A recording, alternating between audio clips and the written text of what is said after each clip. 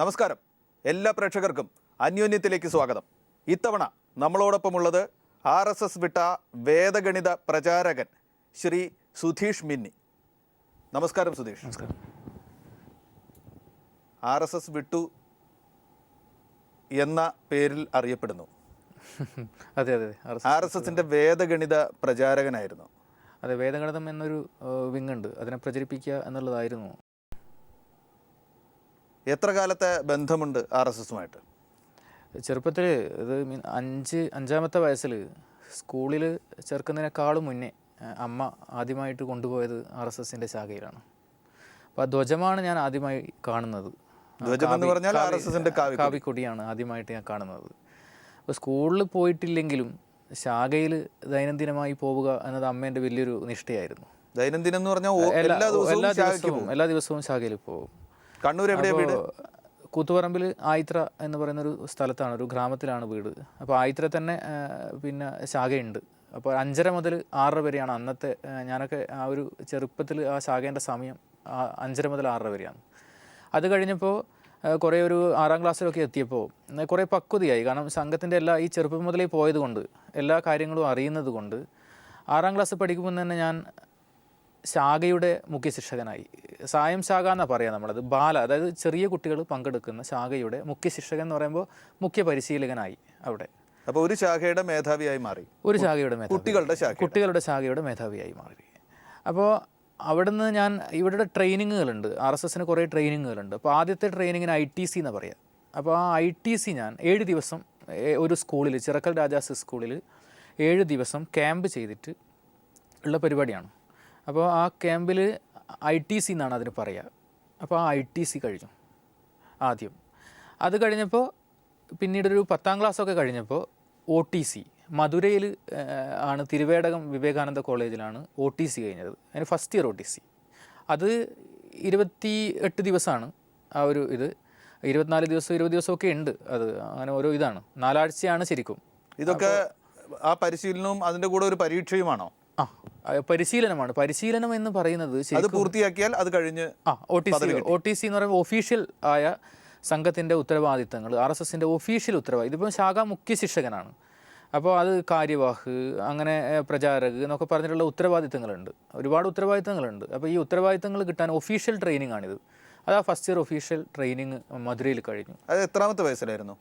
അത് ശരിക്കും 16ാമത്തെ വയസ്സിലാണ് ഞാനത് കഴിഞ്ഞത്. ഫസ്റ്റ് ഇയർ OTC ഞാൻ കഴിഞ്ഞത് 16ാമത്തെ വയസ്സിലാണ്. ആ പ്രായത്തിലൊക്കെ തന്നെയാണോ സാധാരണ ആളുകൾ അത് കഴിയുക? വളരെ റെയറാണ്. കാരണം വെച്ചാൽ ഞാൻ ആ ഒരു ചെറുപ്പം ചെറിയ പ്രായത്തിൽ OTC കഴിയുന്നത് റെയറാണ്. വളരെ റെയറാണ്. കാരണം വെച്ചാൽ വളരെ പക്വത ഉണ്ടെങ്കിലേ OTC അവർ കഴിക്കാൻ അനുവദിക്കൂ. കാരണം അത് ഞാൻ വളരെ ചെറുപ്പത്തിലേ ഈ ഒരു സംഘടനയായി ബന്ധപ്പെട്ടത് കൊണ്ട് അനുവദിച്ച ഒരു കാര്യമാണത്. അപ്പോൾ സംഘത്തിൻ്റെ കാഴ്ചപ്പാടിൽ വളരെ മിടുക്കനായ ഒരു സംഘപ്രവർത്തകനായിരുന്നു. അതെ അതെ, തീർച്ചയായിട്ടും. എന്നിട്ട് എപ്പോഴാണ് പ്രചാരകായത്? പ്രചാരക് എന്ന് പറഞ്ഞാൽ മുഴുസമയ RSS പ്രവർത്തകൻ.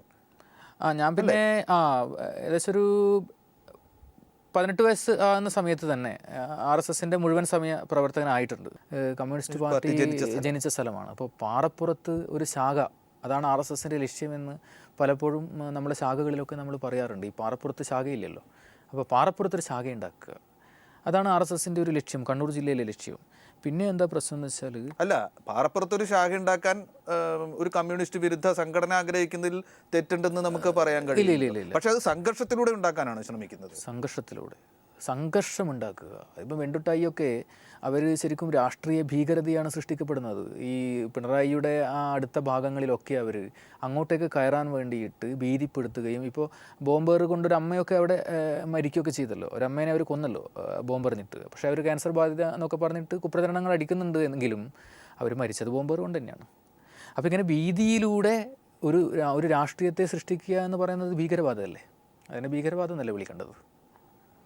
ഇപ്പോൾ ഇത്തരത്തിൽ ആ അമ്മയുടെ ഉദാഹരണം, അതുപോലെ തന്നെ നമ്മുടെ അസ്ന കാലുപോയ ആ കുട്ടിയുടെ ഉദാഹരണം ഒക്കെ RSSനെതിരെ ചൂണ്ടിക്കാണിക്കാറുണ്ടെങ്കിലും പാർട്ടി ഗ്രാമങ്ങൾ ഉണ്ടാക്കുന്നു, മറ്റുള്ളവരുടെ കൊടികുത്താൻ അനുവദിക്കാതിരിക്കുന്നു, ജനാധിപത്യ വിരുദ്ധമായി പെരുമാറുന്നു എന്നൊക്കെ ആരോപിക്കപ്പെടുന്നത് CPIMനെതിരെയാണ്.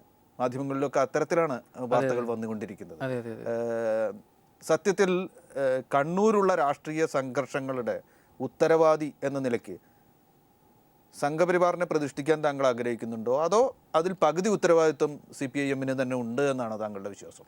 CPIM പലപ്പോഴും അവർക്ക് ചെയ്യേണ്ടി വരേണ്ട അത് പ്രതിരോധം എന്ന ഒരു അവസ്ഥയിലേക്കാണ് CPIM എത്തുന്നത്. നമ്മളിപ്പോൾ കണ്ണൂർ ജില്ലയിലെ സംഘർഷം നോക്കുമ്പോൾ പ്രതിരോധം മാത്രമാണ്. ഇപ്പോൾ ആയിത്തറ എൻ്റെ നാട്ടിൽ, ഈ ആയിത്തറയിൽ ഏറ്റവും കൂടുതൽ കൊല ചെയ്യപ്പെട്ടിട്ടുള്ളത് CPM പ്രവർത്തകരെയാണ് കൊന്നിട്ടുള്ളത്. ഒരാൾ മരിച്ചു എന്ന് പറയപ്പെടുന്നത് തന്നെ അദ്ദേഹത്തിൻ്റെ കയ്യിൽ ബോംബ് പൊട്ടിയിട്ടാണ്.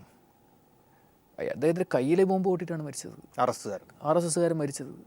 അപ്പോൾ കൊല്ലുന്നത് വിജേഷിനെയും ശ്രീജിത്തിനെയും കൊന്നതാണ്. അപ്പോൾ നല്ലൊരു പ്രവർത്തകരായിരുന്നു അവർ. വിജേഷ് മാലയിട്ട സ്വാമിയായ ആളെയാണ് ഇവർ ബോംബെറിഞ്ഞ് കൊല്ലുന്നത്, വെട്ടിയും കുത്തിയും കൊല്ലുന്നത്. അതുപോലെ ശ്രീജിത്തിനെയും കൊന്നു. ഈ കൊലപാതകം എൻ്റെ നാട്ടിൽ, ഒരു ചെറിയ ഗ്രാമമാണ് എൻ്റെ നാടെന്ന് പറയുന്നത്. എൻ്റെ നാട്ടിൽ ഇപ്പോഴത്തെ അവസ്ഥ എന്ന് പറയുന്നത് അത് സ്ത്രീകളാലും മദ്യത്തിലാലും നമ്മുടെ ആ യുവതലമുറയെ മുഴുവനും നാശത്തിൻ്റെ വക്കിലേക്ക് ആ സംഘം എത്തിച്ചു എന്നുള്ളതാണ്.